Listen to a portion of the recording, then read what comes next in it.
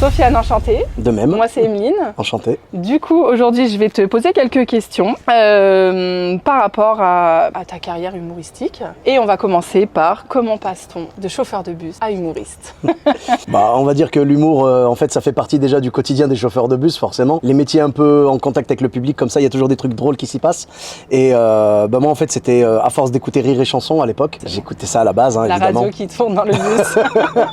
Mais j'avais la chance d'avoir un autoradio à l'époque. Ah ouais. Parce que j'avais un car, j'avais pas un bus. Ok. Le bus, normalement, n'a pas d'autoradio. Là, le car en avait un. Ok. Et donc, je mettais Rire et Chanson et tout. Les gens écoutaient avec moi. Je les voyais rire dans le rétro, j'étais content et tout. Et puis, j'ai découvert après, avec le Jamel Comedy Club, tout ça, l'avènement vraiment du stand-up en France. Et là, je me suis rendu compte que c'était une manière de s'exprimer, en fait, qui me parlait plus. Okay. Je me voyais pas me cacher derrière un personnage. Après, je dis cacher, mais c'est pas négatif. Ceux qui font du personnage, ils le font très bien. Mais moi, je voulais vraiment être moi-même sur scène. Donc, juste comme dans une conversation entre amis, en fait. Ok. Et donc voilà, donc à force de faire ça, j'ai un ami qui m'a dit si tu veux te lancer sur scène, parce que je lui ai dit j'ai des idées, j'ai écrit des trucs, mais j'ai nulle part où jouer. Et il m'a dit si tu veux, dans un mois, j'organise une scène ouverte dans une chicha. Okay. Et je lui ai dit allez. Il m'a mis un peu au défi, je dis allez. Donc j'ai écrit un truc. Il m'a dit écris et je t'aiderai à peaufiner.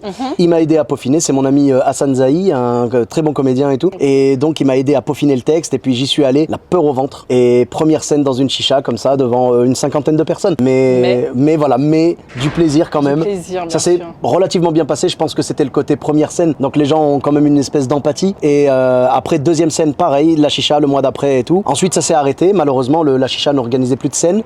J'y suis pour rien. Ça n'a rien à voir avec la qualité de mes passes. Non, je te vois. Je vois ton œil. Non, voilà, rien à voir. Et du coup derrière, le virus s'était déjà emparé de moi. Je voulais faire de la scène. Et j'ai attendu de trouver un autre lieu. Et petit à petit, voilà. Et maintenant ça fait 12 ans. Et j'ai laissé mon métier de chauffeur de bus il y a 2 ans. Dans quelques jours, là, ça fera 2 ans. J'ai arrêté pour faire vraiment que de la scène et de l'acting. D'accord. Voilà. Il m'a répondu à plusieurs questions. Alors là, je parle beaucoup, je suis désolé.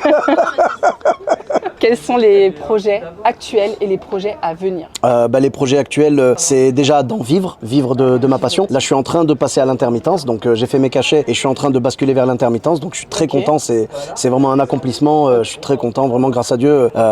J'ai pu faire ça entre la scène, de l'acting et tout. J'ai pu faire mes 43 cachets, donc pour avoir l'intermittence. Et les projets futurs, c'est durer le plus longtemps possible. Et puis, j'adorerais franchement, genre faire du cinéma, tourner même dans des séries. Pourquoi pas animer une émission télé, un truc comme ça. C'est bien ça. Je m'interdis pas de choses. Je me dis tant que je prends du plaisir à faire quelque chose, il faut en profiter, quoi. Voilà. Exactement, je suis tout à fait d'accord. Et en fait, il m'a répondu à toutes mes questions.